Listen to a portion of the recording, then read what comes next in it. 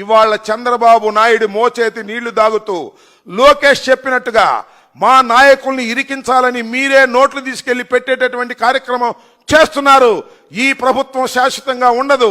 న్యాయస్థానాల్లో అన్ని బయటకు వస్తాయి. మీరు ఇదే విధంగా తీసుకెళ్లి డబ్బులు పెట్టినట్టుగా రుజువైతే sit in the jail after 5 years. గుర్తుపెట్టుకోండి. ఐపీఎస్ ఆఫీసర్లు ఏమీ చట్టానికి అతీతులు కాదని మీరే చెప్పారుగా.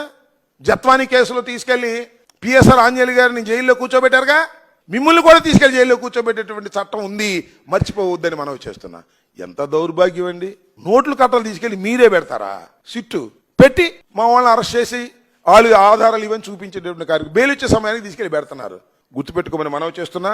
టోటల్ గా చంద్రబాబు నాయుడు గారి మోచేతి నీళ్లు దాగే ఆ కోయా ప్రవీణ్ లాంటి ఐపీఎస్ ఆఫీసర్లు, లేదు అక్కడ మణికంఠ లాంటి ఐపీఎస్ ఆఫీసర్లు, ఇక్కడ సిట్లో ఉన్నటువంటి ఐపీఎస్ ఆఫీసర్లు అందరికీ చెప్తున్నా, ఇది భారత రాజ్యాంగం ప్రకారం జరగవలసినటువంటి పరిపాలన తప్ప మీ ఇష్టానుసారంగా కాకి బట్టలు వేసుకొని తుపాకీ ఉందని లాఠీ ఉందని మీ ఇష్టం వచ్చినట్టుగా చంద్రబాబు చెప్పినట్టుగా జులిపిస్తే కటకటాలు లెక్క వేయవలసిందే.